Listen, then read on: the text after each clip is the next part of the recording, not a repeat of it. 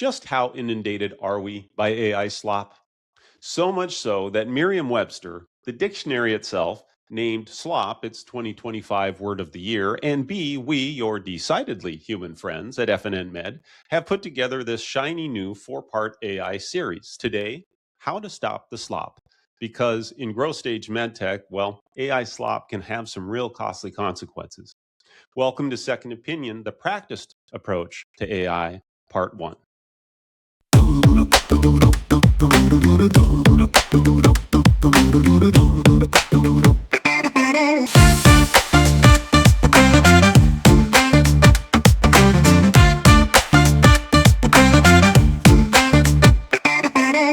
Dull, undifferentiated, platitudinous. Growing up, that is how I would describe the long line of dad's distant relatives that would show up through the summer. It's also how I have long described the majority of MedTech brand work. And that was before AI showed up. And then it did. And it kicked that sea of sameness square in the ASS, handing we branding folks a whole new pain point to solve for. 74% of clients now say AI risks reducing originality. That no originality blur risks showing up everywhere, right? MedTech teams are moving fast and budget conscious. AI is speedy and pretty darn incredible. So the wave of AI generated content promises to be every bit as prolific as the wave of MedTech innovation itself. But when your brand begins rolling off that AI assembly line, looking and sounding like everybody else in the category that shows up, back to dad's doorstep, your website, your conference presentation, the campaign, and the content that no one can seem to really recall, well, you got a problem.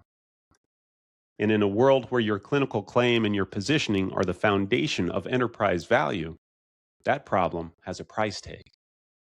It's getting worse, too. Audiences are increasingly skeptical of AI-generated content, and AI itself is increasingly training on AI-generated content. We've put slop on an endless spin cycle. So, what is a more practiced approach to AI for the MedTech marketer? Well, here's ours. Human truth in, human judgment out, AI is the accelerant in the middle.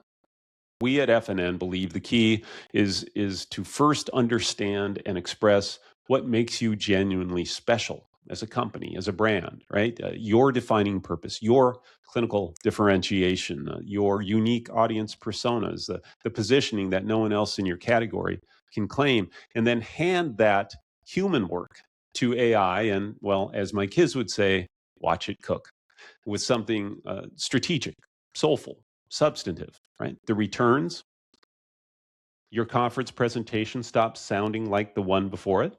Your campaign imagery reflects the actual patient population you serve. Your KOL outreach sounds like it came from a company with a real human POV. Your sales team walks into physician meetings with a genuine story to tell, not just a spec sheet. And who among us Homo sapiens doesn't love a genuine story? So how do you stop the slop?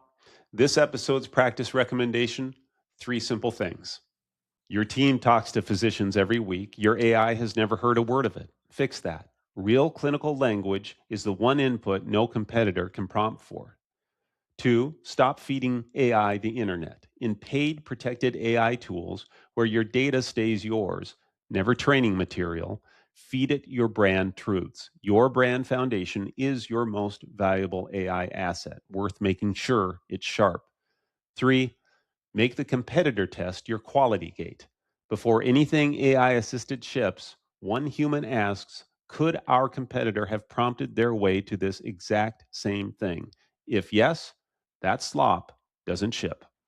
So today's second opinion, using AI isn't the problem. We use it too, right? But in a world drowning in slop, make sure what your AI makes is authentically you. I'll see you, authentic you, next time for part 2.